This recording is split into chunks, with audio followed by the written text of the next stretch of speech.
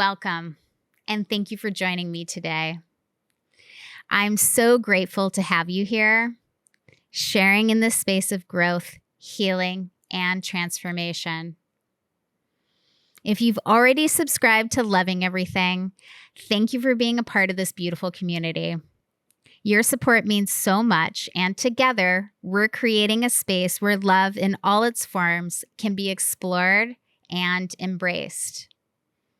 As you listen to this episode, if it resonates with you, I invite you to like the video and share it with anyone who might benefit from the insights we're diving into today.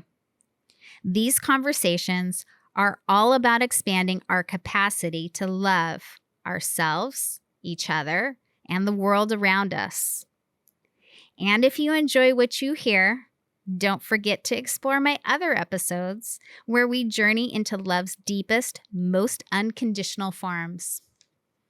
Each one is an invitation to reconnect with the parts of yourself that are waiting to be seen, healed, and loved.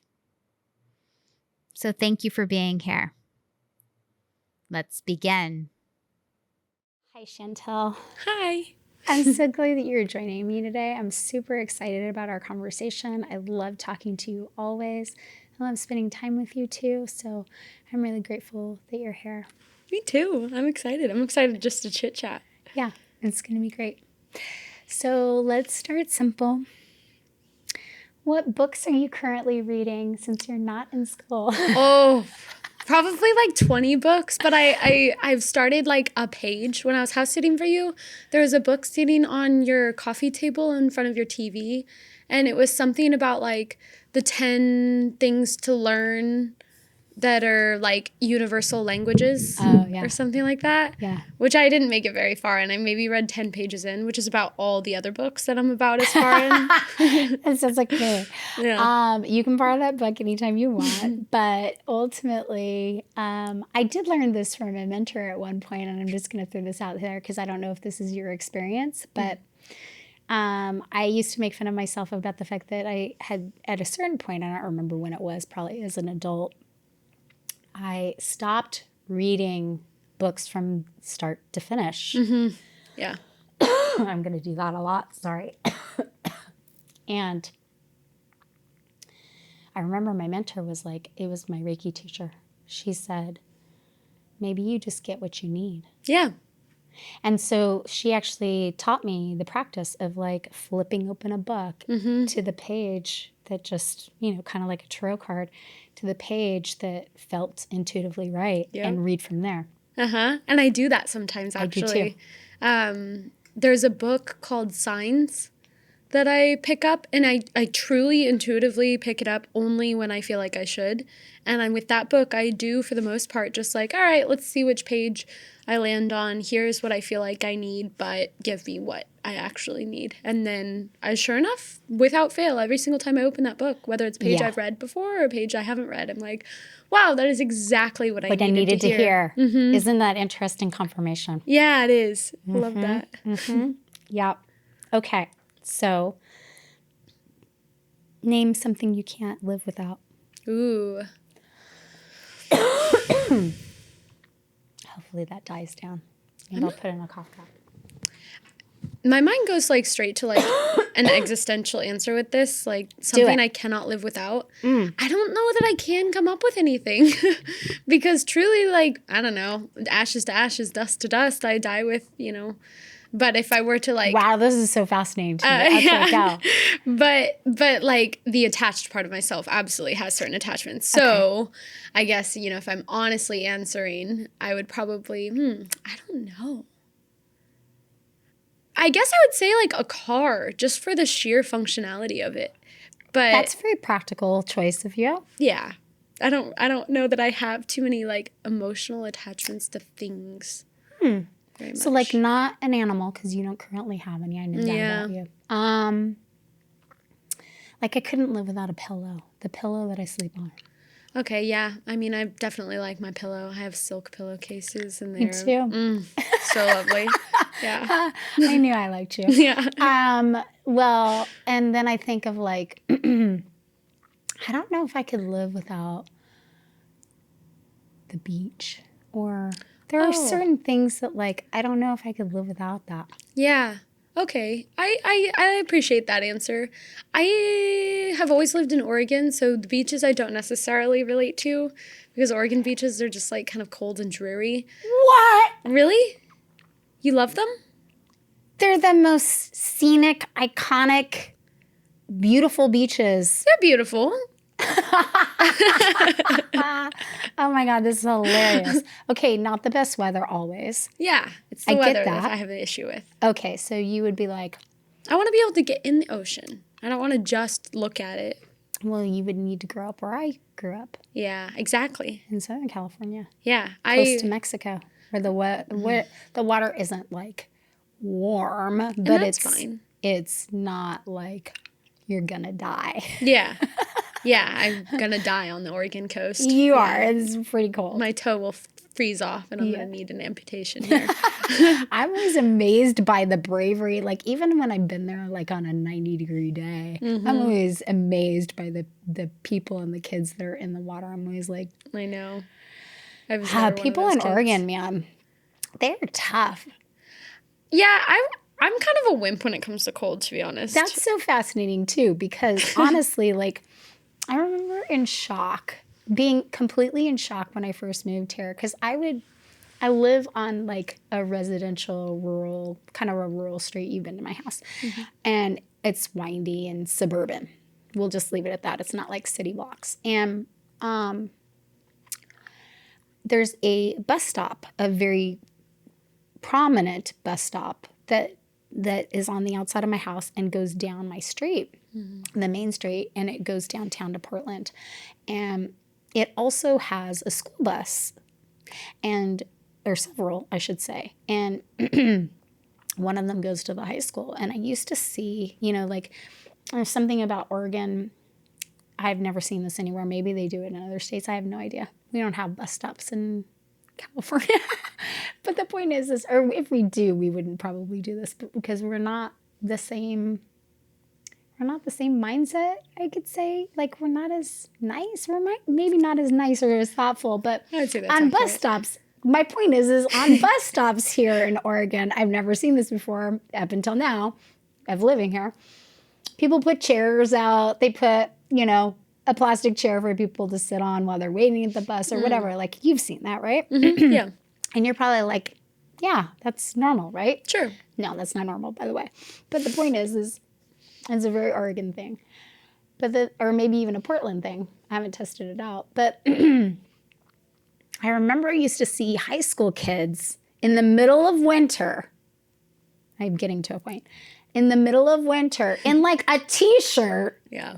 Waiting at the bus, and the rain is just pouring down on them. Yeah. And they're just like, I don't need a jacket. And I'm like dying. I've got 5 layers on. I've got like the most warm jacket. And I'm like, the heater's on. And I'm driving by them. I'm like, what the heck are these people made out of? Yeah, okay. I relate to that.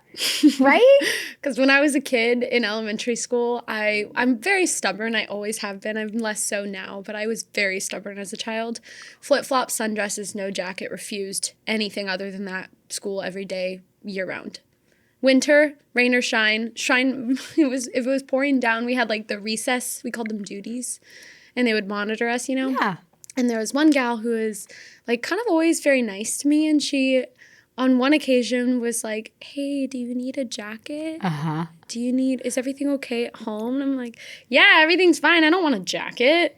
She's like, okay, well, you have to stay undercover. You can't go out underneath. And I remember like being like, that's just so dumb. Like, I'm not cold. I'm just comfortable. And the rain, yeah.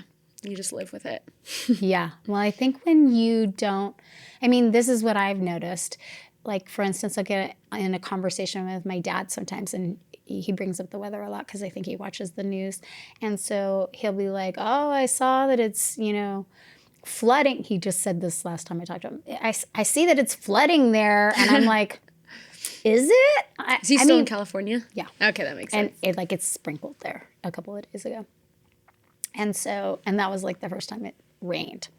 And so they don't get rain, right? They're in a drought consistently. And And we get rain here so much. And so I guess my point is like when you are living here, it's not like you're like, oh, in Costa Rica right now, it's probably beautiful and sunny, or New Zealand, unless you're kind of more informed with social media. I guess you can then like go on Instagram and see that like it's summer there and there are lupins blooming right now, which I'm so jealous. But the point is like, if you weren't that aware, you wouldn't really know what other people are doing. Totally. You would just be like, oh, it's raining here. I either need a jacket or I don't need a jacket. That's true. And this is just normal. Yeah. Pain is relative and your experience is relative. Exactly.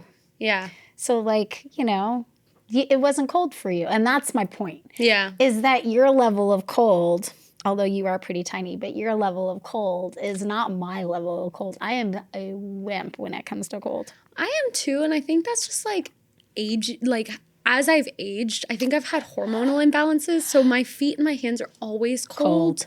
That's circulation. That's circulation, and just my hormones have disrupted that circulation quite a bit. You think it's hormone related? I think it is because like I've gotten my hormones tested and a lot of different levels tested, and it comes back as like basically my body can't really produce cortisone anymore. Which I think, if I recall correctly, kind of clears out the cortisol out of your system. Cortisone? Wait, it doesn't produce... Cortisone. It's been a few years since I've done this test. Cortisone, I feel like, is a lotion that you apply when like you have like a mosquito bite. Well, I know that my body has a ridiculous amount of cortisol, but it just like cannot get rid of it anymore. It's just constantly in a state of You overproduce cortisol. Yeah. Yeah, we'll get to why. Yeah. I can't wait. Yeah. Okay. If you died but could come back to Earth for 5 minutes just to experience one last thing, what would it be? If I died and then came back to life for one last day. For 5 minutes. For 5 minutes? That's just crappy. I think I would give a speech. You would? I would give a speech. What would you talk about? I don't know. Well, it's the best use of my time. I record myself and give a speech about what I think the purpose of life is. And then I would be like, I would give this to one person in my family who I could trust to distribute it out. Your answer is amazing. Because I mean, if I just spent 5 minutes with somebody, but I couldn't also spend those 5 minutes with everybody else who I love, that just feels like a loss of time spent. So if I could like somehow impart some wisdom, because I have so much wisdom to give. Hey, don't knock yourself. And that's, I think, my way of giving love too, is like imparting some love and wisdom. Aww. Which I think is the purpose, I think. Just like, I don't know, to love and to let go. That's what I think it's all about. I agree. I think in that openness, you are able to love. Mm-hmm. Yeah. And hence why coming back to life would be so much easier to give that speech. You're completely detached from any consequences. You're completely detached from death as a fear. Therefore, there are no attachments. And you might as well just like completely unadulterated wisdom. That's very existential of you. I know. You're really leaning hard into that, aren't you? I know. That's just where my brain always lives. So school didn't really help with that? No, in fact, it's just making that more pronounced. Yeah, more confirmation. Yeah. Honestly, I would say like being in school just taps into the more academic, like logical side of my brain. Yeah. And I'm not able to internally get into that existential place because my brain is so overwhelmed with like academics and like being this perfect student, you know? Yes. And I'm sure you probably relate to that too. Oh God, yes. Yeah. Yeah, it's really kicked into my perfectionism. Uh-huh. Yeah, it's a killer. Yeah. I never really thought of myself as a perfectionist until talking to you, and I'm like, oh my God. I relate. Like, I guess I don't care about the quality of my work, but I care to a degree, and I'm going to be anxious about it until I'm done with it. But I'm not worried about it when it is done, if that makes sense. No, I think you let go a lot easier than I do. Yeah. I think I'm still trying to prove it to myself. I think it's a lot of how I was raised that I'm trying to undo that's programming. My grandmother, for instance, I don't know if I've shared this before, but my grandmother, when I was a kid, she used to watch all three of us. I have two sisters. She used to watch all three of us every Wednesday so that my parents could have a date night. And I don't know if that was clear to me as a kid. I just knew that she would pick us up from school and then we would spend the night at her house. I really thought it was because she wanted to see us. But the point is I didn't know that it gave my parents a date night until, I got You're an older, adult. right? Yeah. But the point is she used to take us out to dinner and take us to the grocery store, and we get to pick out cookies. And there are things about that relationship that like I appreciate now, but overall she was a very difficult person, and we'll just leave it at that. And one of the things that she imparted on my mom as well as my mom's siblings, some of the dysfunction, is her perfectionism. And so my mom got that from her, and my mom raised me with that as well. But my grandmother, to just give you an example, would sit us down at the counter, specifically me. I think my sister too. My oldest sister might have gotten out of it because she was older, but she would sit us down with lined paper. And this is before like you had a pencil sharpener. She would sharpen it with a knife and she would hand us a pencil with lined paper, and she would have us practice cursive writing. And then when it was incorrect, like if she didn't approve of that letter, she would circle it and make you erase it and redo it and redo it and redo it and redo it. So like most people would be like, oh, you have beautiful handwriting. And I'm like, yeah, thanks to my grandmother. Like I relate to there's this. parts where I'm like, yeah, I'm grateful for that. But as a kid, I was fucking terrified of her because it was never good enough. And that has been entrained. Like it has never been good enough. And my mom's the same way. Oh like my God. my mom's favorite phrase when I was a kid was, she made me memorize it: good, better, best. Never let it rest until the good is better and the better is best. Oh, that's like the Talladega Nights. If you're not first, you're last. Which doesn't even make sense, but I love that movie. Yeah. I love that movie.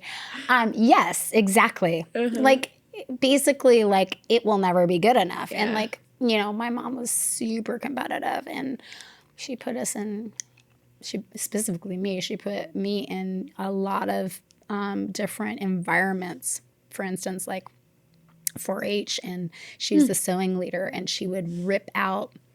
She would have me, sewing whatever for whatever we had to do that year for the fair, and she would rip out seams because they weren't good enough. Like, so like I just like there's a part of me that like is like, is this good enough? And then I'm always like, is this good enough? And so it really shows up in school. I guess that's my point. Yeah. Yeah. Well, it's funny to hear because, like, I can see how I had developed some perfectionism and you developed a more severe form of perfectionism. Oh, yeah. It's stupid. Because I also had the cursive thing. Did you? Is that why you got so excited? Yeah. Because I thought it was so funny because I hated it too. Do you love cursive? Do you have great cursive? I don't. I only write it when I'm writing something formal and nice. It's like a card to somebody. Right. Otherwise, my handwriting is like, I'm just trying to get the job done. Me too, but everyone looks at that and they're like, oh my God, your handwriting's nice too. Oh, see, I guess I still get compliments because it's legible with my handwriting, but I'm not trying to make it look nice necessarily. Well, it depends on how much of a rush I'm in, but yes. Yeah. Generally speaking, I'm just writing, but it's how I've written for 40 years or however long it's been. I feel like I've had an opposite response to like perfectionism. Like I definitely have this like belief that's like, I'm not good enough for them. I've definitely projected that onto other people, especially in intimate relationships. But in terms of like how that unfolded, the examples are cursive. I was told to do cursive every single day, and by then who? My dad. Okay. And if my cursive journal entry or whatever I wanted to write was not done, then my dad would like make me do it. But he'd be really upset if I didn't do it, and it would just be more like just anger. Why do you think it was so important to your dad?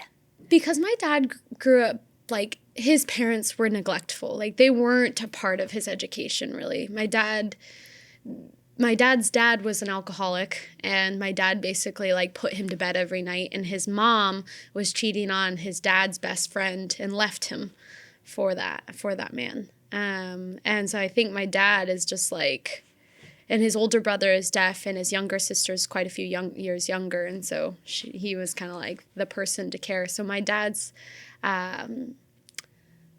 belief is like to be successful is to be like educated and to be financially stable. He doesn't understand that success is also oriented around emotional intelligence. Yes. Unfortunately. But he's getting there. But, you know. Wow.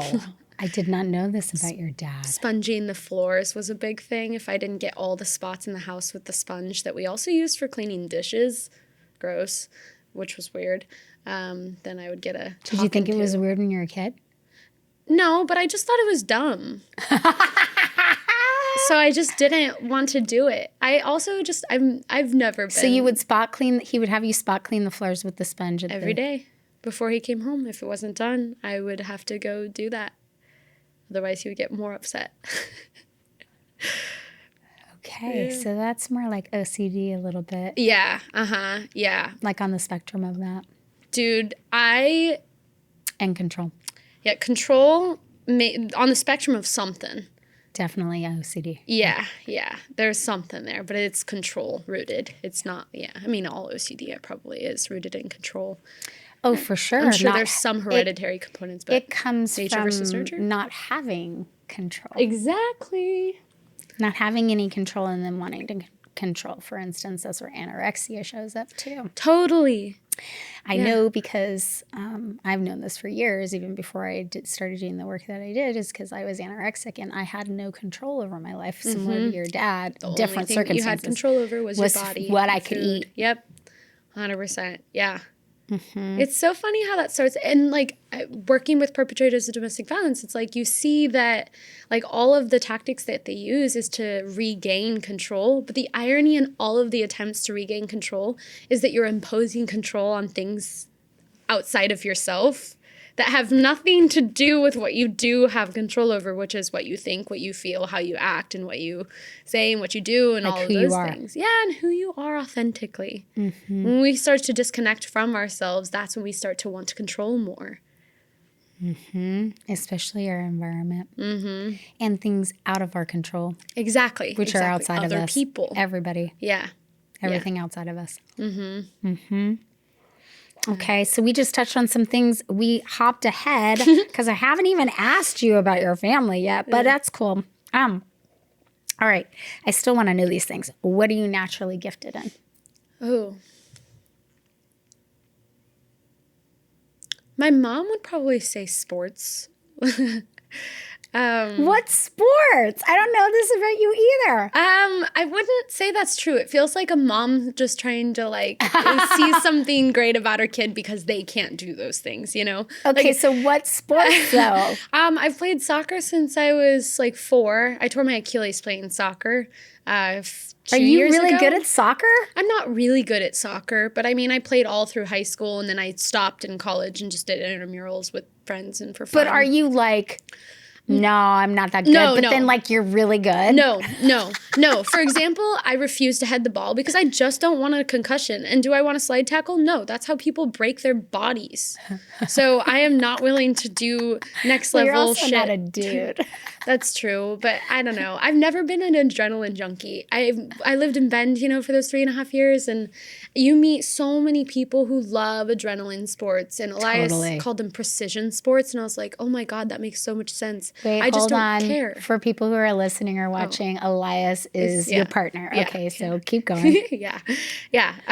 Adrenaline, not my thing. I think I'm a slow person. I like to take my time with things. The things I'm naturally gifted at, though, if I were to answer this and not my mom, yes, I think poems. I don't care what your mom thinks. That was a joke. Yeah. No, I would say poems. I think intuitively poems can just come to me. You're good at poetry too? Yeah. I did not know this either. Really? No. Oh, I love writing. It's been a long time. I've kind of hit like a creative. I didn't even know you were a writer. Yeah, I had a whole Instagram. You do? For my poems, and then I only did that for like a year, and then I just like, and then I met Elias, honestly. And I'm not to blame Elias. I just like get caught up. I'm very invest. I'm a hyper focuser. Yes. I get attached. Me too. Yeah. So We have that in common. Yeah. Okay, so we'll put your Instagram in the show notes. Well, but the thing is I've deleted Instagram. Oh, okay. I haven't had Instagram in like 6 or 7 months. So we can't even find your poems? I mean, you can. It's available. You're just not going to respond. Yeah. But we could go look at what you wrote. Yeah, okay. Yeah. So, all right. Did you know that I went to school for writing? No. Yeah. Oh. So I've been saying I'm going to write a book since I was That makes sense. Okay. 19. Why does that make sense? Because you told me that you're writing a book now. Oh, and, yeah. Like, that 1996 is when I finally graduated. That was before I was born. I know, girl. I know. When I was your age, didn't think that. Okay, so I was saying, give yourself more credit because I heard myself in you. Oh, yeah. I didn't think that I'd lived enough life to write a book back then. And now I'm like, why the fuck didn't you write something back then? Because there's so much that I've forgotten. Yeah. Like there's so much that like was more resonant or powerful back then. Some of the things that I was experiencing like is just faded in time. Totally. And your perspective changes. But I'm not saying I didn't write, but there was required writing, but I went to school and I was an English major with a creative writing minor and my emphasis was in editing and publishing, and I wanted to move to New York when I graduated, and then all the publishing houses went online and so they disappeared and there was really no jobs. Dang. Yeah, it was right, in the timing of like, the .com boom. Yeah. Yeah, I missed the boat. I've done that a lot in my life. I've just counseling, maybe not. I think I'm going to be right there at the perfect time. But ultimately, or I have been there at the perfect time for 10 years now. But the point is like when we finish our program that I feel like the world will be in such a state that I think I have job security is my point. Unfortunately, yeah, me too. But there have been other periods, I think other periods in my life when I've done other things. Like I was kind of cracking up the other day because I don't remember where I was, but maybe I saw a sign on the side of the road, like a little, plastic one that you push in the ground. And it was talking about somebody being in-home personal training. And I had an in-home personal training business when I was 28. This is like... Before it was even a cool thing, like no one was even doing that. We thought me and my business partner thought we were like ahead of the times. Yeah. We thought we came up with that idea, right? Like no one was doing that. Okay, you are having me chit chat a lot about me today. This is awesome. I love this. Okay, so what are you passionate about?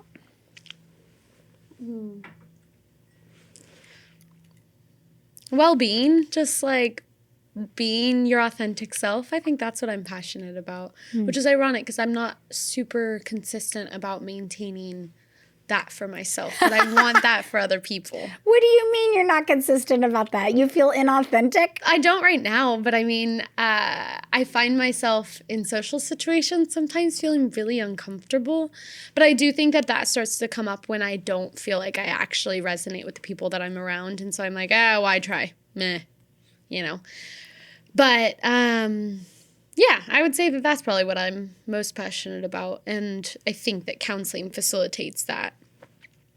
But that's the intent behind it. Same with like all the herbal things that I'm interested in. So you think that helps, that your gift is to help others be more authentic? Yeah, feel comfortable, and like maybe that's by, unblocking certain barriers or like energetic barriers or like health things or whatever it might be. Emotional barriers. Yeah, just helping them free themselves up so that they have more space to recognize themselves and explore that and then express that. So then what does being authentic mean to you? I think that just means like living without fear and being unapologetically yourself. Maybe not completely without fear, because I think that societally it's pretty difficult to get rid of fear. But well, I think your ego is going to have a really hard time with it for sure. Yeah. I mean, it's possible. It's just pretty difficult this day and age, especially. So I guess. I don't think it, I think we actually, well, okay, I'll be careful with what I'm going to say. But Don't. humanity has never had it so easy as far as modern day conveniences.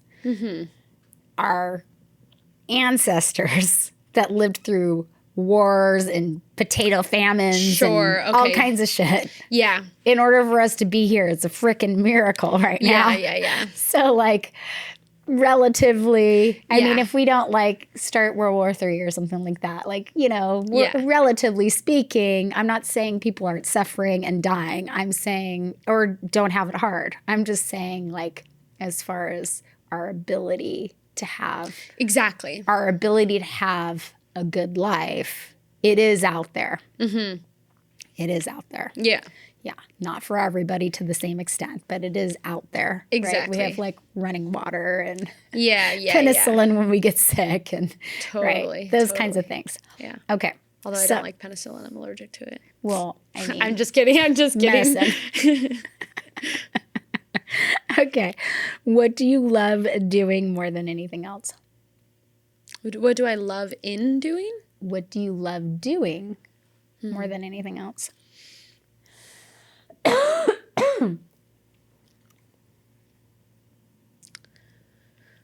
When I make time for it, I think being outside, doing something, ideally with people who I love. What kind of stuff do you like to do outside? Movement, some sort of movement, whether it's like, depends on the time of year, whether it's gardening, whether it's hiking, backpacking. I love backpacking. Do you? I do. I love it. Do you like backpacking camping? Yeah. What is backpacking not camping? What do you mean? That's a good point. I guess you bring a backpack on like a long hike, right? Oh, yeah. No, I mean like backpacking and like camping with a tent and being away from everything, ideally. You for like doing days. that. I love it so much. And I love organizing it too. I will happily organize something for us. Really? Yeah. I get a high out of organizing it. I just sometimes am not the most detail oriented, so you should just check my work when it comes to like the trail that we're gonna be on, and maybe like manage the map while we're on the trail because that's just not my area of expertise. Because you're gonna get me lost. Yeah, or take you up like a rock slide glacier. Oh, you and I would be hilarious. I had a panic attack on my. Okay, I don't have panic attacks. I can tell you that. I have a weird sense of direction. I don't know what that's about. It's really weird. It's like innate. Yeah. But like good or bad? Good. Oh. Yeah, I don't get lost. Wow, that's great. I mean, I think I second guess myself and think I'm lost, but I've never really been super lost. I'll give you an example. In 2018 or 19, I was supposed to hike Mount St. Helens with my ex-husband. And we got in a very large fight the night before. We were at a very difficult part in our marriage. And we were at the place where we were, you know, that was one of the major places where we were deciding whether or not we would, I was deciding whether or not I would stay. And because of what he said and because of what was going on, we were supposed to go the very next day. And we had been to REI to he was insistent. This is the kind of person he was. No surprise after hearing who my mother and my grandmother was. He was super controlling. And so everything had to be his way. And because of that, he insisted that I couldn't possibly know what I was doing. So he had already climbed Shasta, which is taller. And he got lost. He was there with like 8 men, and they all got lost at one point, and he sunburned his face, and he came back with like swollen lips and like, serious like fluid under his skin. And I think that scared him a little bit, don't get me wrong, but he was definitely more fear-based than I was in the relationship. And I tend not to worry. That's why I said you and I would be hilarious, because I'm the Pisces in me is like, la, la, la. I'm the same way. I'm not worried about it. Yeah, I'm not either. I don't care if we get lost, actually. Yeah, because I'm like, well, how are we going to figure this out? I'm big at problem solving, or I kind of have the personality of jumping into things and then being like, okay. Yeah. Now what am I going to do? So I'm a risk taker that way. So the point is, we go to REI because he's insistent that we have to go to REI, and he already owns all the gear, but he's like, no, you have to get whatever the boots are, not snow boots. Like they're hard, the hard boots. Yeah. And crampons, like the boots for crampons. And he wouldn't allow me to. You guys got gear. We got gear, and he made me get an ice pick. Not an ice pick? No, not an ice pick. Ice axe. There we go. Axe. Yeah, ice pick. That's what I was going to call it too. And I'm like, that's not the right thing. Anyways, an ice axe. He insisted that I needed one, even though we had a conversation with the guy at REI. And the guy at REI was like, you might need it. I haven't been up there recently, but this situation can change. And like, I remember the guy at REI kind of shamed me too, because he was just like, you're gonna climb St. Helens, huh? And like, my ex-husband kind of had that attitude too. Like, he's like, oh, we'll see if you can make it up, right? Okay, yeah. So I'm not married to that person anyway. The point is, you don't have to be angry. You don't have to be angry. Okay, fine. The point is that made me angry. You don't even want to know what was going on in our relationship, because that would make you even angrier. But the point is, I was so angry when I went to bed. We were supposed to like get up at 4 o'clock in the morning and go. And I was in the bed by myself, and I set the alarm, and I was like, fuck it, I'm still going to go. Fuck everyone. And that's kind of my personality anyway, when I get really angry. True. And so at 3 o'clock in the morning, and like he was the kind of person that would organize something like that. He would organize something like that. I would organize like vacations or whatever. And I relied on him for that. But I got in the car not knowing where I was going and drove to Mount St. Helens, went the wrong way, turned back around. It's like 4 o'clock in the morning. It's completely dark. Don't really know what I'm doing. Pull into the parking lot and see two strangers, two men. It's like maybe dawn at this point. Two strangers getting out of their car. And I'm like, they've got to know what they're doing. So like kind of, hey, how's it going? And like just followed them all the way up. And I got to the top all by myself. But here's the thing. On the way back down, it was snow. And on the way back down, I lost the trail. Uh-oh. And I just went because I was so excited that I had made it to the top and I just wanted to get to my car. I started running down the hill. Like I was just like, I don't even care how I get there. Life. And I went off trail. And I was at one point so far off trail, I didn't know how to get, like there was no trail. Like I was like at a dead end, and I had to call the ranger station, and they had me go on the compass on my phone. I was like 18% on my phone left because I'd taken pictures all the way up, Yeah. And so I did get in a slight panic at that moment, but he pointed out to me that the trail was only like not 10 feet, maybe 50 feet away. Oh, okay. But like to my left, it wasn't even that far. He's like, if you go that way, you should be able to run into it. And sure enough, up the embankment, there it was. And then I walked down to my car. Granted, same experience as my ex-husband. Burned, I did not bring sunblock, burned the heck out of my face, snow blind. My lips, like I gave myself a derma peel. So like, that's why I said you and I would be hilarious going on a trip together because I'm kind of like, some people think I'm a planner, and I'll plan like for instance, when I went to Italy and Paris this last summer, I went with my best friend of 33 years, and she kept saying like, so what's the itinerary? And I'd be like, okay, well, I don't really have an itinerary. What I have is nuts. Like all of the places we're staying Okay. and all of the flights done Okay. and like the cars rented. I have all of the logistics, but I don't have every single day planned out. Okay, yeah, no, I wouldn't do that either. No. I'd have ideas of things that I want to do while I'm there. And we'll Yes. figure it out when we get there. What And does I'll it feel re- like today? And I'll research it. And Yeah. I might buy tickets if it's like that important. But like ultimately, Yeah. I do allow for freedom. Exactly. Yeah. I think that's a good way to live life. Totally. Yeah. But I am fairly prepared. But then she would be like, okay, well, what's next? And I'd be like, I don't know. I got to look at my organizer. I have it written down. Yeah. Yeah. It's not all in my brain. Yeah. Okay. That was a long story. I should probably pay attention to the time. Okay. Let's see. Let's get to your childhood because you've mentioned your dad and also you also mentioned your work and we haven't even gotten to that. So, all of these questions are so fun with you. I knew they would be. Okay, well, let's talk about your childhood. What did you love doing as a child?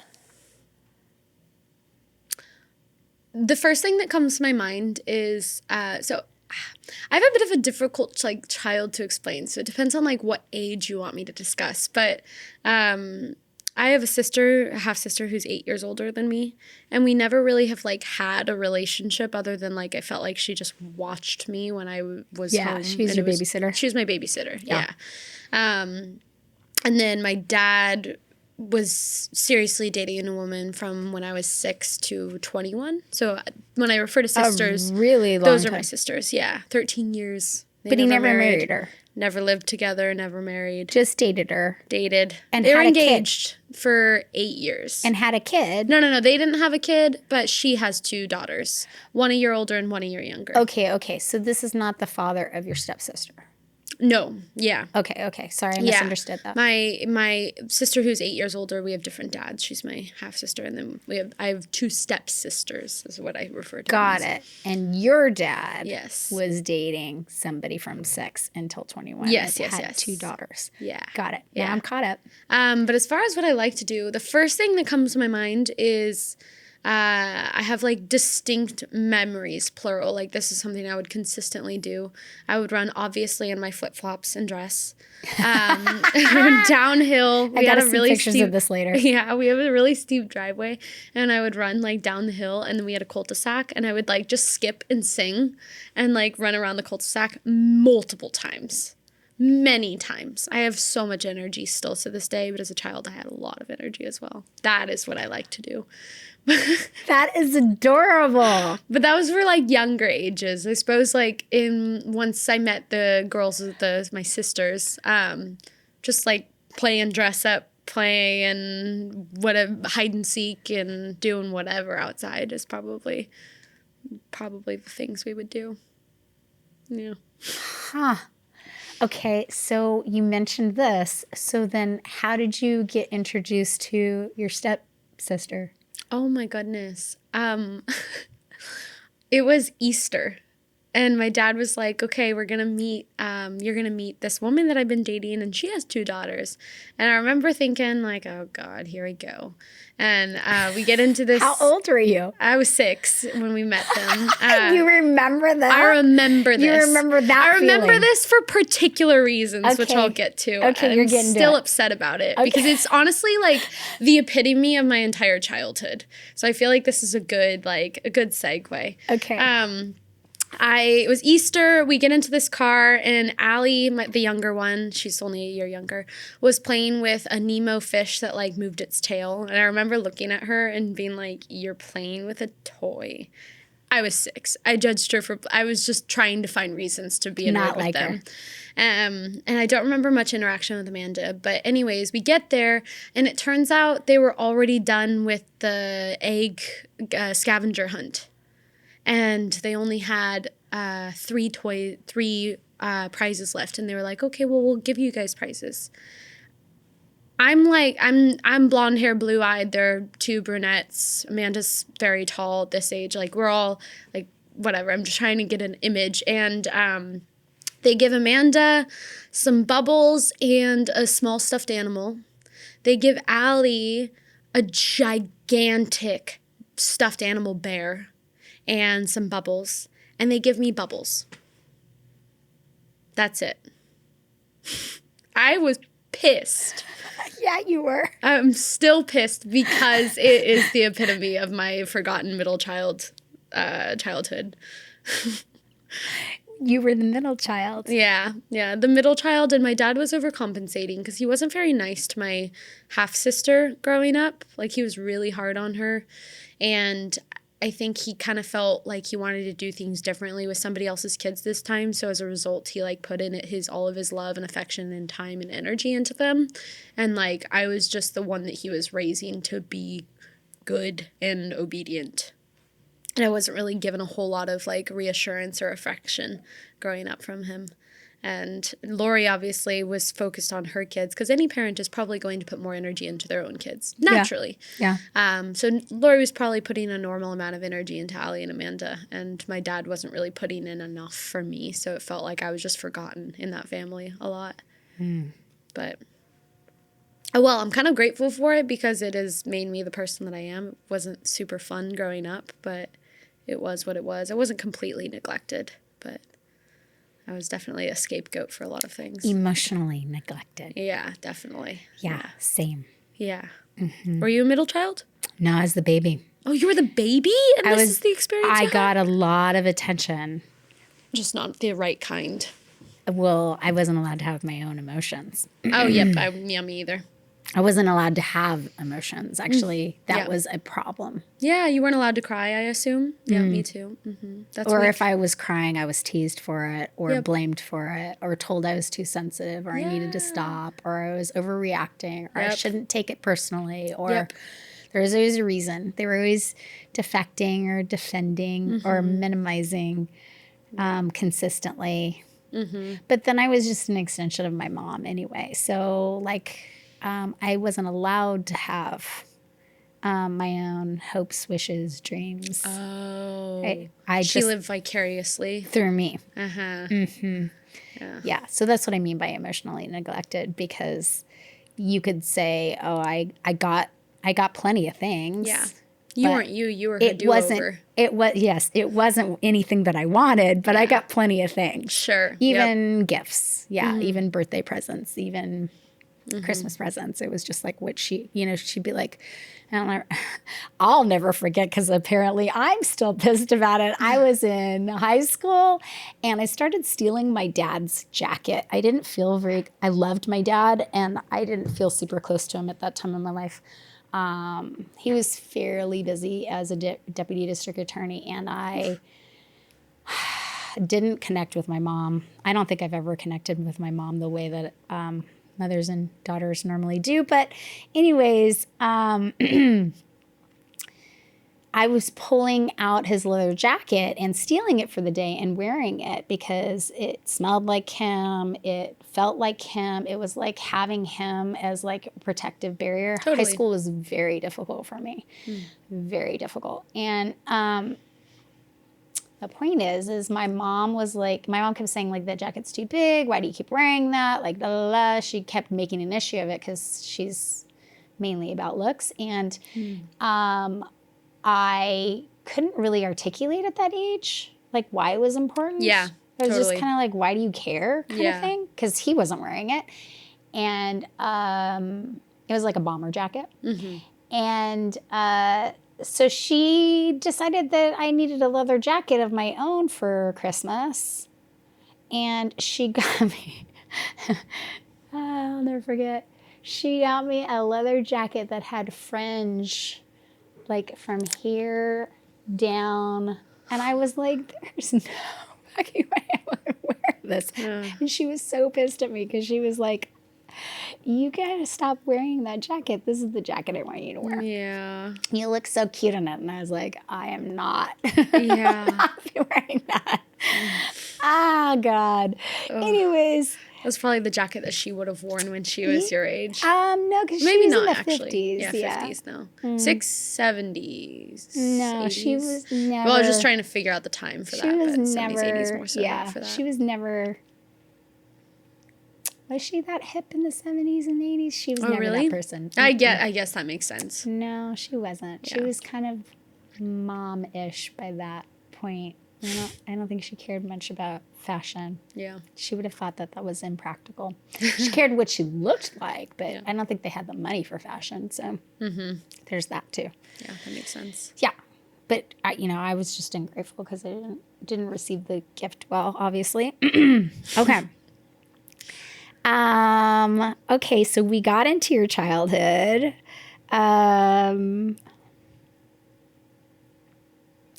If you could change one thing about your parents, what would it be? Ooh, that was a pretty good segue, honestly. Right? Whew. I don't know, because, like, this sounds super cheesy. Like, no, I'll just answer it straight. Because I was going to say, like, I don't know that I would change anything, but I could change a million things because it's what I think would benefit them. Would benefit them, not you. It also benefits me. Okay. But, like, I think I tell myself that the reason why I want this aspect of them to change is for them, for their own good, which is always what we tell ourselves, Yeah, I see what you mean. Yeah. We talked about this one before for my mom, but I wish that she could, like, just get rid of all the stuff that she's accumulated in her house. And oh God, you're making me reflective. Yeah, and I really I'll wish bet you love my stuff, but the point is no, your stuff is functional. All of all the things in your house. Is that what you're talking about? Yes. Yeah. You have like tchotchkes and like functional things and lots of tchotchkes. Cute, adorable, lovely things. Tchotchkes and little things. Fun and fine. The problem is when like there's an accumulation you're talking about like all of the furniture and stuff that yes, she's accumulated. That's like literally in the way of having a functional life. Yeah, I get you. She's like completely shutting down because there's too much to handle. But we're finally getting rid of some things. That's another rabbit hole. But I think the main thing though is like kind of goes back to like what I want to do for my life's work is like help people unblock themselves so that they can live authentically.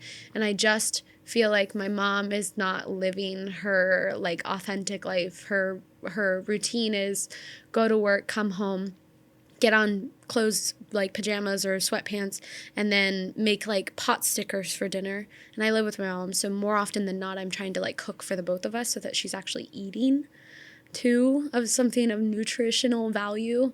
And then she watches TV for the rest of the evening. And it feels like such a soul suck. And I want her to like, she has ideas of things that bring her passion, but she's just not pursuing them. So I just wish for herself and for me, because I want to be in an environment that's inspiring for the both of us, for her to pursue those things that actually bring her joy, not the things that suck her energy. So I shouldn't tell you that I love to eat pot stickers for dinner, huh? Oh, I mean, I love pot stickers also. I just don't eat them every night for dinner, and I don't eat them every week. You don't want to know what I ate during my first semester. The point is, okay, so back to people living their authentic selves, or, living in their authentic purpose and what that looks like. The first thing I was thinking of is, the stuff that she accumulates. Do you know why she accumulates all of that stuff? She's avoiding something. Oh, it's more than avoiding. Oh, I mean, I just assumed it was avoiding her own grief. Oh, for sure. So that's where I was going with this. Yeah. So everything is energy. Mm-hmm. I forgot to turn off the ice machine. Everything has energy. Mm-hmm. And so energy is attached to something unless you clear it. Mm-hmm. And it's a reminder if you think about it. Sure. Okay. Yeah, that makes sense. So, some people do it with people, right? If I don't want to deal with this situation, like I'll block you by, making this circumstance in between you and me so that we don't ever have to address this. Like I'll just, break up with you, start dating somebody else. Totally. Yep. Avoidance. Right. Okay. So yes, I get what you're saying with avoidance, right? But then we can do it with physical items too, right? Yeah. Think of all of the things that she's accumulated. That all has attachment to it that Totally. You're so big about not having attachment to, which is funny because that's influenced you, right? So Like Definitely. the attachment to that, or like the memory of when you bought that, or who you bought that with, or who that came from, or, you know, it's no different than who's that closet organizer that like Marie Kondo, is that what her name is? You're too young, you don't know who she is? That's hilarious. Okay, so for those of you who know who I think it's Marie Kondo. She was famous like 15 years ago, I don't know how long ago, on TV, because she would go into people's closets and she would be like, everything has energy. All of this stuff means something to you, and it all has memories attached to it. And if it doesn't bring you joy, it needs to go. Yeah. Oh, we talked about this before, and I completely agree. Because you don't think that it's weighing you down. Yeah. But then, like, and I did this after I got a divorce, right? I walked through my closet, and it's so interesting because you're like, yeah, but I still really like the shirt. But you're like, oh, but this is when we did this, or this is when we were having that conversation in the middle of Nordstrom, or like whatever it was when I was buying that. There's a memory associated to that. And like, if people don't believe in the energetics of it, right? Just even the memory of it. And that all those memories are sitting there in the closet, right? Or in your house.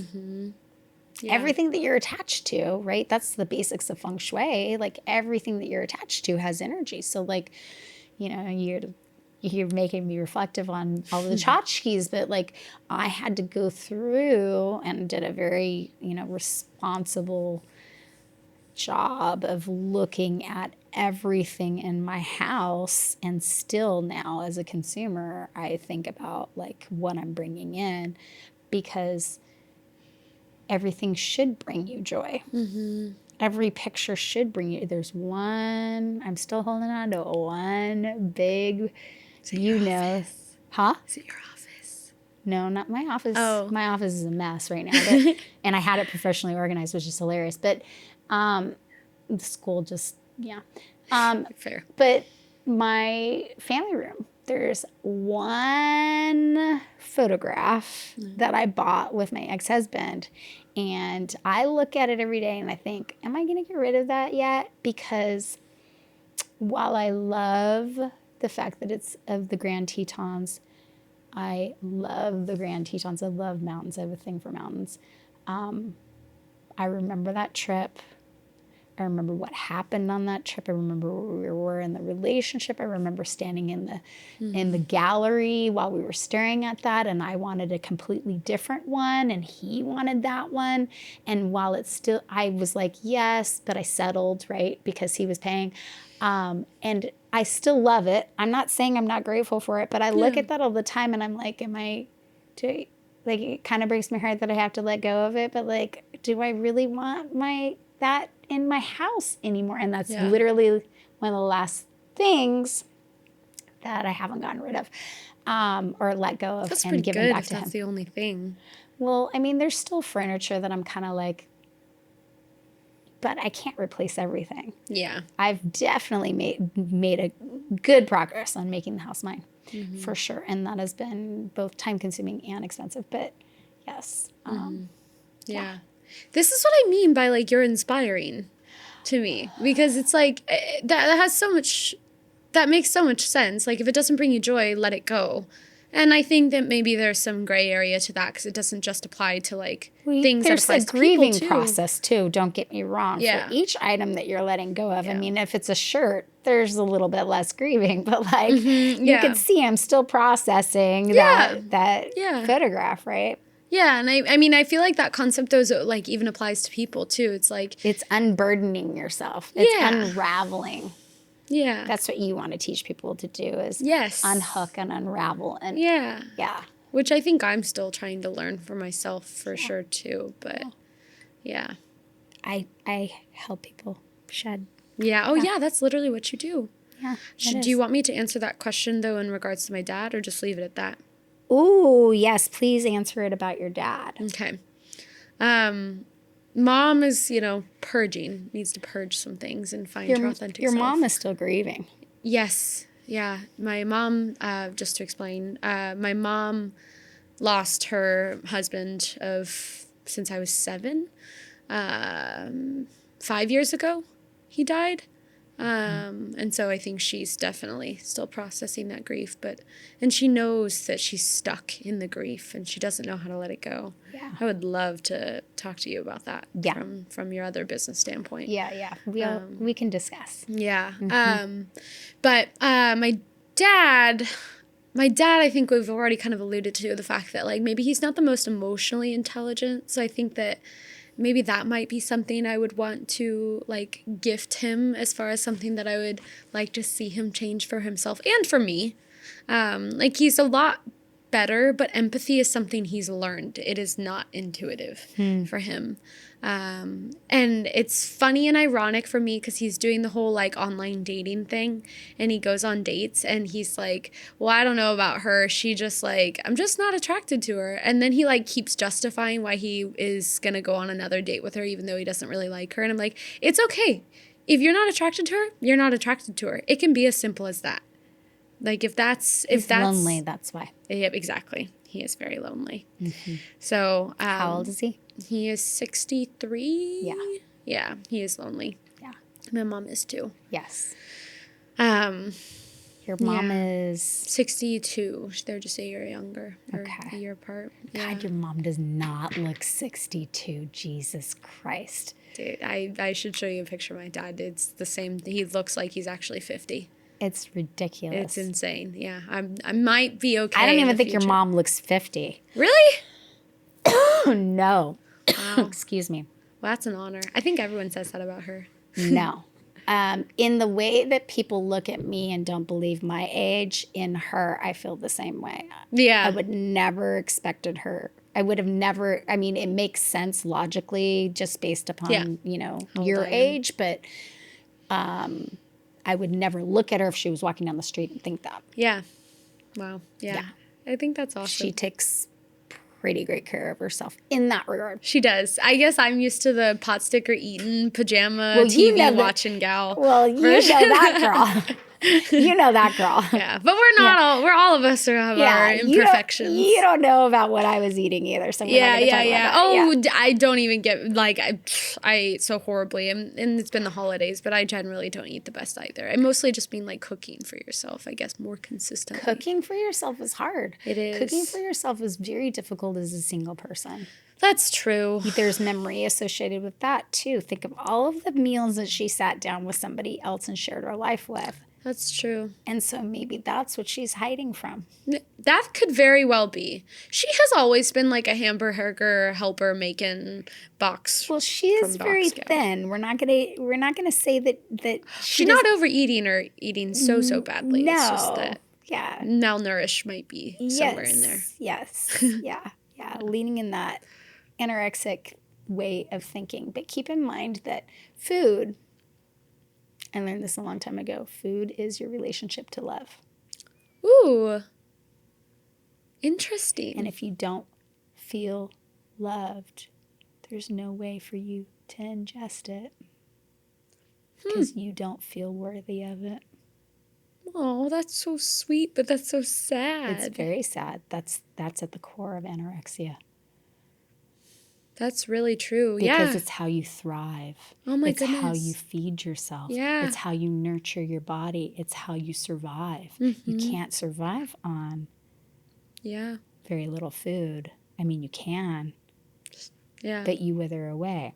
So that's your value in your relationship to love and your ability to love yourself. Yeah. And if you don't have a lot of self-love, then you aren't able to nurture yourself. Yeah. Especially if it wasn't shown to you. That makes a lot of sense, actually. Yeah. I'll let you think about that. Yeah. Okay.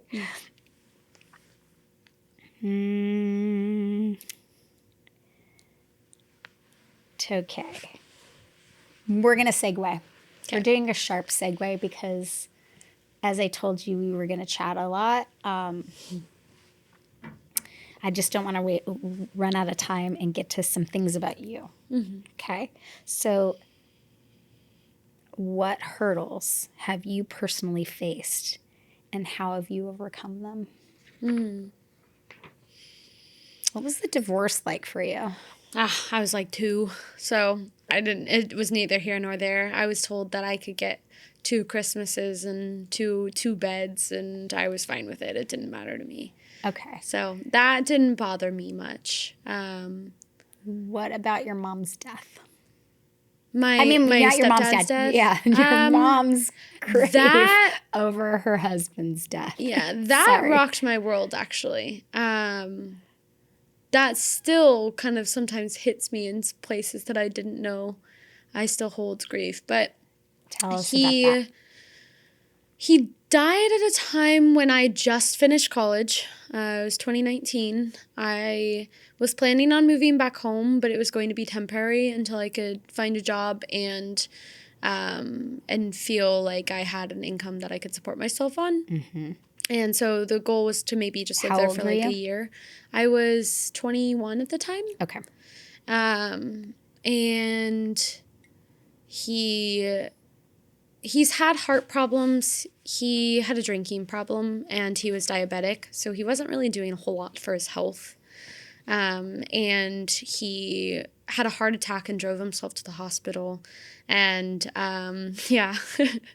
And the doctor told him, like, we don't know if he's going to make it. So we brought all of Jim's kids to the hospital that night. And we're basically, like, preparing for saying goodbye before his surgery. He was getting 4 more stents put in. He's had 2 stents put in already prior to that point because he's had a heart attack before.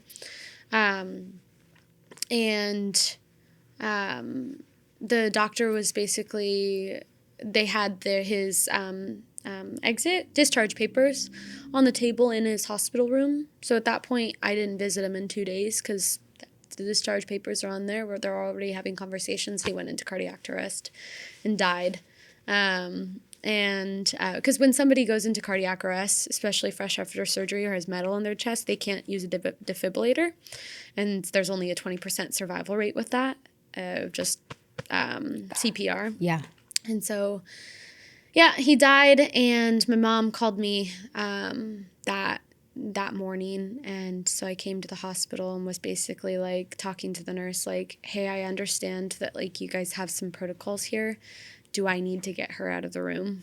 And so I was basically helping pry her off of Jim's dead body so that they could bring him to the morgue and do everything. And I was pretty much the person that was, like, planning everything for her, like answering the calls on the donor conversations, like what is Jim's, liver like? Tell me about his lifestyle and all of these questions to answer and stuff. And, like, after all that functionality went and it was, like, kind of time for his funeral, like, I cried for, like, days on end. My eyes were so puffy, they were, like, nearly swollen shut. And I went into, like, a full-on spiral for, like, pursuing an understanding of, like, cosmic reality. How is our understanding of the physical world also intertwined with, like, multidimensional beings and, like, energy, and how does that all relate? And so I did a lot of learning at that point in time, a lot of books was my way of coping, but it helped, and it helped me process the grief in a very, like, intellectual but also in an emotional way, because I did my emotional grieving and I feel like I got it all out, and then I intellectually kind of processed it all. My mom, I think, felt like she had to keep a brave face for Jim's kids, and, like, so that she could allow them to grieve. And I don't know that she ever really got it out. I don't, like, she cries sometimes and cries about it all, but, like, it gives me, like, a sense of grief to see her grieving. Like, I feel, like, this, like, strange, like, heart attachment to her. Like, it feels like it's definitely in my chest of, like, ooh, I just want you to, like, process this. And which makes me, like, grieve for her. Of course. But that attachment is because she's your mother. Yeah. And you care. Yeah. If you didn't care, you wouldn't, it wouldn't impact you. Yeah. Yeah. And I don't think that would be unusual. Yeah. No. I think that you want the best for your parents, especially you, but also, I mean, there was a time, I won't say I don't want the best for my parents, but that's not going to come out wrong. But there was a time when I cared a lot more, was more emotionally invested in their health and well-being and them processing things or them being a better version of themselves. I'm not saying I'm completely resigned. I'm saying I'm in a different stage in my life. Yeah. I've come to peace with the fact that they're going to be like this. They make their own choices. Well, they're much older, right? That's true. Yeah. My dad is 84. And that's, I don't know how much longer I will have him. I don't know how much longer I'll be here either. Nobody does. But the point is like, it's a different, I'm not trying to change them anymore. Yeah. I was trying to change them in my 30s. Yeah. That's about where I'm at. I know. In my 30s, I was, hell-bent, still fighting with them to change because there was a part of me that wanted a relationship other than the one that I had. Yep. Exactly. So back to that, locus of control. I was trying to convince them to change. What I realized in my early 40s is that I had to change in relationship to that. Yeah. And then that actually was the most effective way of changing them. Now, can I say it was the way that I wanted it to change? No, it was nothing like what I wanted it to be, but I finally got to a place where I had to accept. I had to accept that they were not going to be the parents that I wanted them to be. Yeah. Yeah. And for my mom, I think... You have a different relationship. Yeah. My dad, on the other hand, I think I went through that same grieving process with him as well. Like, to answer that original question of, like, what were some difficult times and how did I overcome them? Like, same sort of thing. After my dad and Lori had broken up, it brought up a lot because I was actually really depressed at that period of time. Like, for a month, I was, like, idealizing suicide for a little bit there. And that really still brought up some emotions for me. And I honestly blamed it all on my dad. Because I was like, if he could give me validation for my own worth, then I would be fine, is kind of where where the mentality stemmed from, but also kind of where I was at, and internalized that as truth. Like, I am not enough. And after they broke up, I told Lori, and I went and had dinner together to just kind of like process. And I was like, honestly, Lori, like, all the problems that you and him have, me and my dad have. They're identical. It's just that this is an intimate it's an intimate partnership, and this is a father and daughter relationship. And I'm not saying that I'm more important. Or how he relates to women. Yes, yeah, exactly. And I was like, I respect you and I appreciate you, but quite frankly, I'm not necessarily more of a priority. But if this is going to come at a more, like, the more effective route would be for him to, like, resolve these issues with me before he attempts to resolve them with an intimate partner. Because I am his daughter, I am his kin. And we need to have a conversation. And then I think she alluded to what I said as, like, you need to talk to your daughter, basically. And I was so depressed that I just didn't care anymore, which is exactly where I needed to be, honestly. Yeah. And so Complete detachment. It wasn't even a fuck you dad point in time. It was just, I don't care, so I'm just going to tell you the truth. Yeah. And so I told him, I was like, I was nice about it still, but I was like, basically, you don't show up for me. You don't give me any sort of emotional support. And when I share my emotions, you want to run away from them, Mm-hmm. or you want to tell me that I'm wrong or minimizing or deflecting or something. And, we need to work through this before, you can kind of have this relationship. And this is a you and an empathy problem, basically. And I have a difficult time with that. And he heard me out and he processed it. And for a while there, I was very resentful and really angry and very defiant because he would allow me to be that way. That was my way of coping after that point, because I was like, it's all on the table. And actually, I wasn't really depressed from that point on either, because I said my piece and I realized that it had nothing to do with him at the same time. And I'm responsible for my emotions. And I was ironically projecting onto him too, to some capacity. And now we have a very open relationship, and I'm not necessarily angry at him anymore. For a while I was, and he told me one day, he's like, I understand that I didn't treat you in the best as a child, and maybe I could have done better, and I wasn't a perfect parent, but you getting angry at me is not helping me change. It's not allowing me to show up for the way that I want to be in this for you, if I'm going to completely be shut down every single time I try to make an effort. And I was like, that's totally fair. And I respect you for holding your own on that and doing so in a respectful way. And that was the point where everything started to change and respect started to come into the conversation more.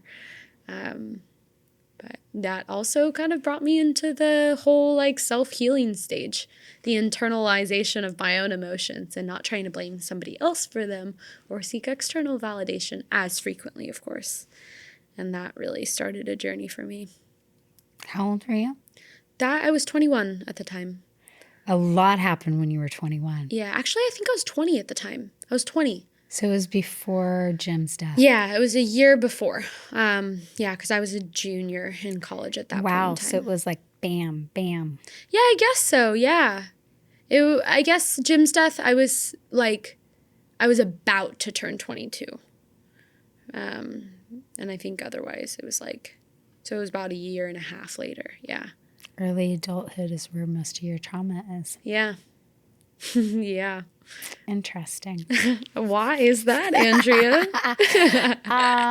Well, I mean, I can tell you, not necessarily specific to early adulthood. It's just interesting okay, I don't know if you know this. Everyone has a trauma profile. For anyone who's listening or watching, everyone has a trauma profile. A lot of people are like, oh, I don't have any trauma. My family was great or whatever. And as adults, in our adult bodies, in our rational, functional adult, we can justify all kinds of things, right? Mm-hmm. Yeah. And we also don't want to blame our parents or, criticize them because they raised us. They did the best they can. We can logically justify any of their actions, right? Mm-hmm. Even though my parents, used corporal punishment, they meant well. Well, that's what they knew. That's what they were taught. Mm-hmm. I could justify a lot of it. Did it hurt me though? We have different perceptions of reality. Everyone has a different perception of reality, right? Sure. And a kid doesn't necessarily understand the same rationale that an adult would in that behavior, right? We can just say that. Mm-hmm. So everyone has stored trauma in their body, whether that's I witnessed this abuse or I was in this car accident or someone got divorced or someone died or whatever it might happen. We've absorbed this trauma, even if it didn't happen to us. Mm-hmm. Yeah. Okay. So if it happened to us, if we witnessed it, if we did it to somebody else, if somebody did it to us. Okay. So we all have this trauma profile. I learned this from Dr. Patrick. Actually, I didn't learn it directly from him. It comes from Dr. Patrick Carnes, who came up with something called the post-traumatic stress index test. It's something that I do in my program with people. And it's a test of those particular things, right? Of different traumas that you might have experienced or witnessed. And so the point is that everyone has a trauma profile and it manifests, people throw around a triggered state. Mm-hmm. Sure. Okay, so when you're triggered, like how are you acting or reacting to what just happened? So it's your perceived memory of the same feelings when you get in a triggered state. It's the same feelings and the same thoughts that this particular situation is reminding you of a past experience. Okay, so you could say that it's almost like a computer program. Sure. In the sense that like it's programmed in you. You don't even realize you're doing it, but you automatically hop to that particular area of trauma. And what I mean by everyone has a trauma profile, it's how do you figure it out? It's most people are either in childhood or in their teenage years. Yours is pretty late. I'm sure you have other significant trauma, but how you figure it out for yourself is it's the most significant trauma.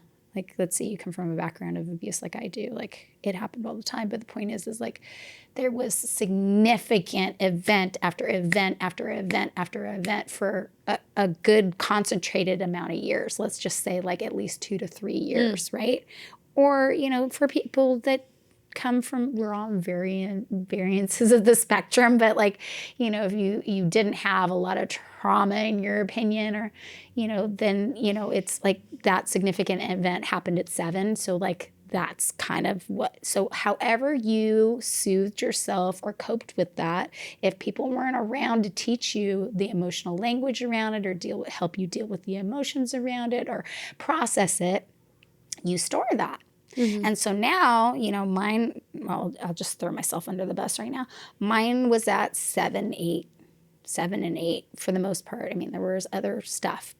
I told you my teenagers were very difficult for very different reasons because a lot was going on in my family. But for me personally, significant stuff happened at 6, 7, 8. Life-changing events. And because of that, every time that I am in what is considered a trigger state, my reaction hops back to how I dealt with things at 6, 7, or 8. And you can be like, well, that seems kind of ridiculous, Andrea. You seem very adult at 51, but like, I'm not going to get into a whole thing, but like your wounded child is like, it matches up with anxious attachment style. So, you could say like the core components of that is like feeling exposed, feeling incredibly vulnerable. Think of a baby, right? Feeling like too needy. That's all anxious attachment style. Like that's at the core of it. They work hand in hand. And then like, let's say you have that significant trauma in your teenage years, which early adulthood is pretty late for teenage. But so if you have that, and you mentioned like how you interacted with your dad, think of a teenager. Defiant. Okay. I don't need you. Yep. Oh my God. Yeah. Avoidant. It's avoidant. Yeah. Okay. So, I mean, I'm not going to break it fully down. That's not the only things, but it's like almost the antithesis of anxious, right? So you're shut down, you shut people out. And that's how you learned how to process emotions. So, right, that you probably had other trauma earlier in your teenage years is my guess that contributed, but that was like, those were the significant moments for those sure. were the significant moments. Otherwise, and so now when chronic. you are in a triggered state, even though you seem fairly secure at this point because I feel like you've done a lot of work around yourself. Hey, for your age, you've done a lot of work around yourself. So I'll give you that credit, but I'm just saying like you probably fight a little bit to not shut down, not shut people out, not close yourself off, not get angry, right? Like Yeah. And so it probably bothers you when your dad does it Yeah. because it's very reflective. And other people, right, especially if Yeah. I'm upset, you're like, well, why are you reacting that way Yeah. towards me? Uh-huh. So, and he was a great model for it too, Yeah. right? Because he's apparently avoidant, Yeah. right? So he modeled that behavior to you too, in addition, because that's where his trauma is. Mm-hmm. Oh, absolutely. Yeah. If you looked back at his family and what happened to him, that's more significant in his teenage years than it was in his early childhood. Yeah. Totally. Yeah. Okay. I'm also laughing right now because I've never had a migraine before in my entire life. Are you getting a migraine right now? No, I had a migraine Okay, good. 2 nights ago. And it was like the worst feeling in the entire world. I didn't know what was happening, but it's horrible. And You've never had a migraine before? I've never had a migraine before. Ever. And you had one 2 nights? Yeah. You had one 2 nights ago? Yeah. For the first For time? the first time. I wish you would have reached out to me. I'm like a professional when it comes to migraines. Oh, really? Well, I don't want to. I took some herbs for sure, but Yeah. I could barely take them because I was so nauseous. Yeah. Holy Did it crap. feel like your head was being squeezed like a grape? Yeah, it was like right behind my left eyebrow, Yep. strangely enough. But yeah, anyway, so I was just called Elias just to say goodnight. And we have this agreement. He's seen so many movies, and I'm just not a big movie watcher. But I like the idea of like watching a movie together that he's never seen. Uh-huh. Because he watches so many, and was just being like, "Oh, what are you doing?" You know, I can barely talk. I'm in so Yeah. much pain. I really just wanted to call, say goodnight, and go to bed, You're nauseous. and be nice. Yeah. And but I asked him, you know, what are you doing? He's like, "Oh, I'm watching a movie. It's actually this movie. I've never actually seen it." And I was like, "Are you kidding me?" All I had the energy to say was, "Are you kidding me? Seriously, we've already talked about this before. Like." Good night. He's not allowed to watch movies without you that he hasn't seen. I was being so unreasonable, and I realized that. I was just upset. I had a migraine. I didn't feel good. I didn't feel good. Yep. I was It's at upset, our weakest and point. because my style is just to avoid and shut down, and so I was like, you know what? Good night. I'm just so annoyed right now, Yep. and I hurt so bad. Good night. Yeah, your And- defenses were down. Yeah, so down. And we chatted about the next day, obviously. And he was like, you handled that so horribly. Like, if this is supposed to be a loving relationship, like, you need to respect me enough to be able to have a conversation. I was like, have you ever had a migraine? I hadn't. And I was totally blaming the migraine. I was like, all right, yeah, fine. Yeah, you're right. That was a little effed up. I shouldn't have done that. And we chatted, and I was like, can you also understand like where I was coming from? He's like, I understand it, but like I also like it's a movie. And I was like, yeah, okay, you're right. Cool. Okay, I'm over it. Cool. Yeah, that's Nice. emotional intelligence right there. I know. It's weird to find an attractive partner that's emotionally intelligent, I will say. I have a history of either being the emotionally unintelligent person and avoiding people, or pursuing people that are incredibly emotionally unintelligent. That has been my history thus far. Uh-huh. Uh-huh. Okay. So my question was, up until Elias, what were you avoiding? Oh, my own emotions. Uh-huh. Yeah, 100% my own emotions. Yeah, Did that take personal work before you actually found Elias? Yeah, oh yeah. Yeah, I thought I had done the work, and then I met a guy named Bryce. He was so emotionally unintelligent. I didn't want to date him, and he had no respect for my boundaries and just kept pushing them. And then one day I was like, yo, fine. And then a month into our relationship, he decided to kiss another girl who he said he was friends with. And I was like, all right, cool. Well, I don't want to look at you. I don't want to talk to you. I don't want to date you. At that point in time, I was already going to break up with him. And then he did that. And then for whatever reason, like, he apologized, got love bombing. And I was like, all right, fine. You're willing to show me love? Cool. You're apologizing and just love bombing the shit out of me. That's attractive. And then I ended up to proceed to date him to about a year. We actually lived together for 6 months. It was a very unhealthy relationship. I was controlling because I was unhappy. He was avoidant because he actually had no understanding of his own emotions, let alone mine. How could he empathize with me if he could not empathize with his own emotions? It's pretty difficult. Yeah. And then, obviously that ended, and I really, really thought about that. And I knew that I wanted to blame him, and I was like, Shan, like, we already know that he's not the issue. And I had this conversation with myself. I wrote a lot of poems during that period of time. I bet you did. A ton. They were all very existential, most of them. You can check it out. And I did a lot of like processing. I was like, all right, no, I know what I want. I know what I need. And I'm capable of communicating that and like putting my foot down on the things that I value and the things that I don't. And then I met Elias, strangely enough.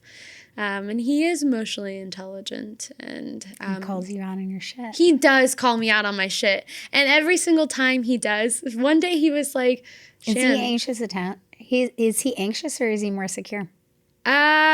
he's more secure to the point where it frustrates me. I bet it does. I do not like it, but I love it at the same time. Because I'm not quite secure yet, I'll be honest. No, an avoidant becomes more secure with somebody who is secure. Yeah. However, an avoidant can also make somebody who is secure incredibly anxious if they haven't done their work. Honestly, I don't think that Elias has ever let anything bother him. Well, that's great. He's already done the work. I'm saying for somebody who like has anxious attachment style, has done work, but even somebody who's secure, if the avoidant hasn't done work. Oh, yeah, totally. Like think of Bryce, right? Yeah. Didn't matter. Let's say you showed up to that as the secure person. You showed up as Elias in that relationship. Oh my God. I probably did at that point in time, but I just kept sacrificing. But my point is if you showed up as Elias in that relationship and Bryce was doing all of that behavior, avoiding the feelings, not having empathy for you, it would start to wear on you. Yeah. And you become anxious, irregardless of your security, because you don't get emotional reassurance. You don't ever get to close that conversation. You don't ever get to process the emotions. You don't ever get the emotional security from that person who is consistently avoiding your feelings and theirs. So it would make it I mean, like, I'm not the only person who says this. Like, it makes a secure, doesn't matter how secure you are on the spectrum, it would make anyone insecure over time. Absolutely, yeah. Yeah. Yeah, I would go as far to say that I was creating a lot of problems where there weren't any. Because I was trying to gain emotional security. Of course. Yeah. And fill in the gaps in what he could be possibly thinking or... Oh my God, yep. I did that a lot. A lot of mind reading. Tons. Yeah. Yeah. Yeah. Yeah. So for everyone that's listening or watching, like, you know, if you're not calling out avoidance, I'm just saying, like, if you have avoidant attachment style, there's some work to be done. There's some work to be done with anxious attachment. But yes, so we were talking about the book Attached before this. Oh, yeah. You know, from not only that book, but other sources. And I've read a lot about avoidant attachment style just because we talked about how I realized at one point I had surrounded myself with all avoidant attachment styles. And so at a certain point, got really obsessed, still kind of am obsessed with that because I don't understand it because I'm the opposite side of the spectrum. So I've been trying to understand that and like how those two interplay and the exchange there. And an avoidant, if they are in a relationship with a securely attached individual, they'll die down. But it's harder for them. For the avoidant or the anxious? For the avoidant. And anxious will completely become secure. Huh.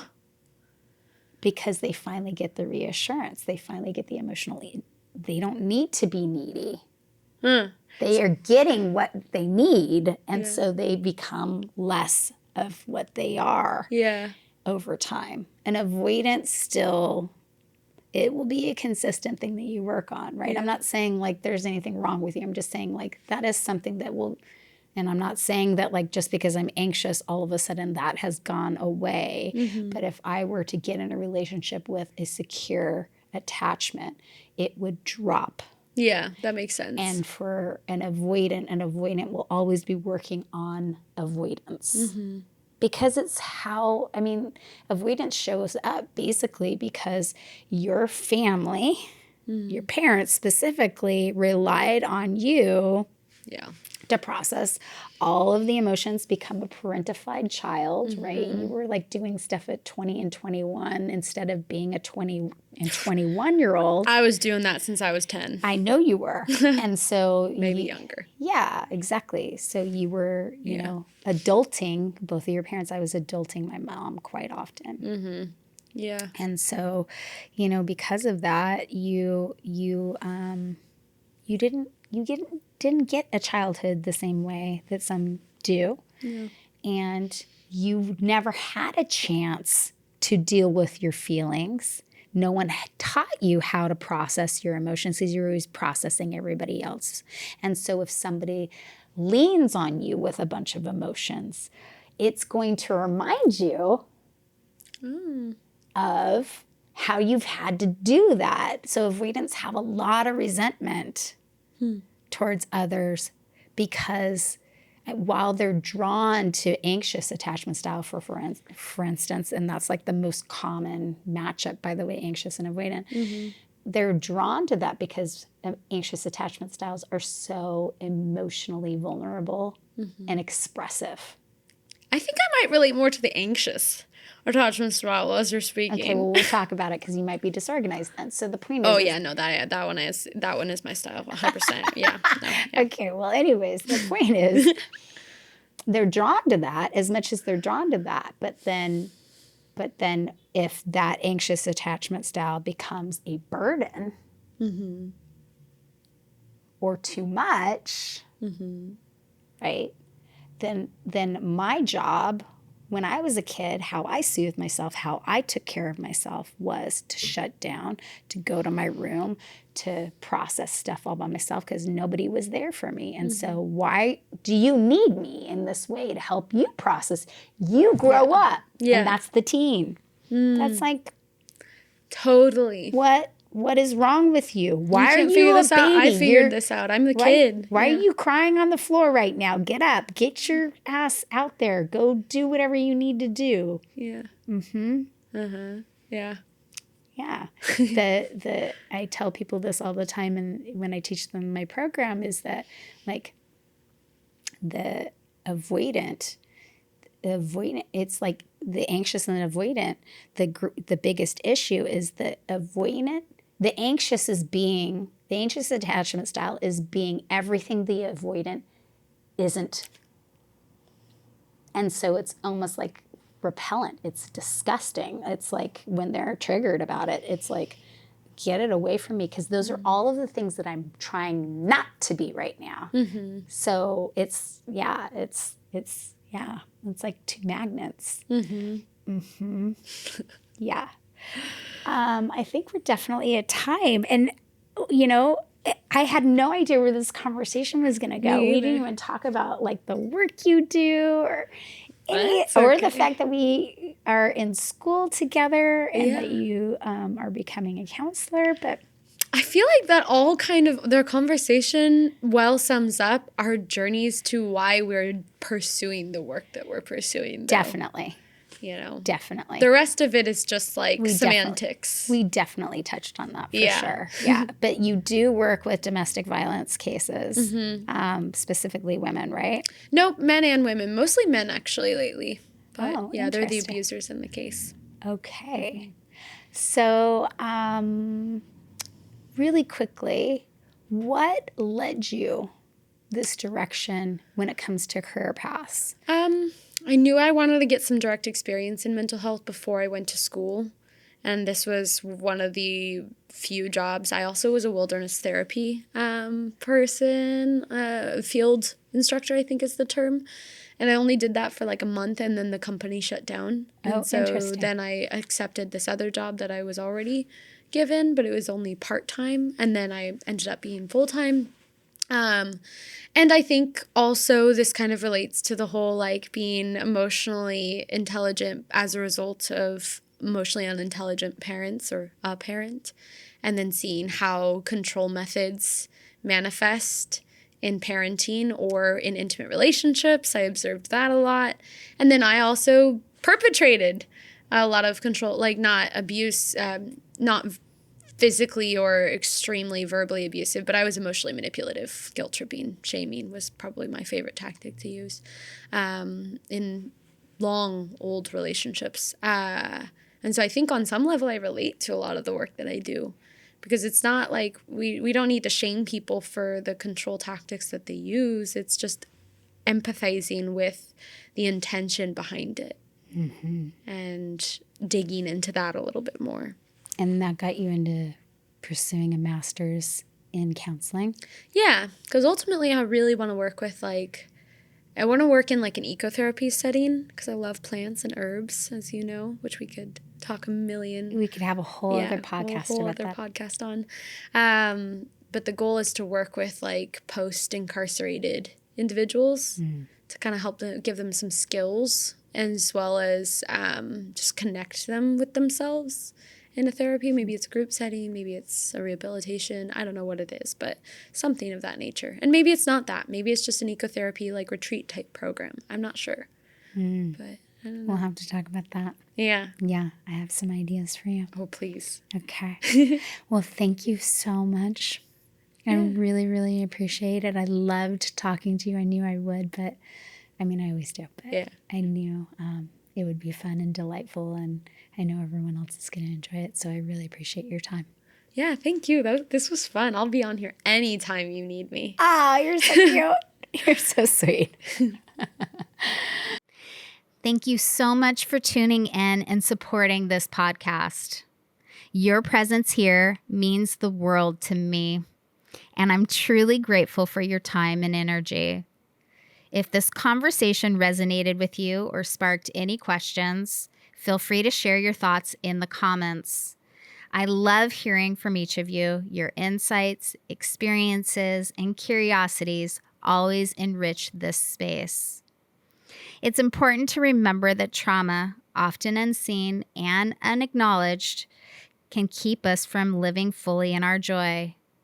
Through my intuitive healing process, I help release the weight of generational trauma, empowering you to reconnect with your true self and experience life in greater harmony. If you feel called to explore this deeper work, I invite you to book a one-on-one intuitive session or even embark on a personalized journey with a Phoenix Immersion, a 2-day retreat designed to support profound transformation. You can find all the details below. For those who've liked, subscribed, or left comments already, thank you from the bottom of my heart. Your engagement means everything, and I'm deeply grateful for the connection we're building in this community.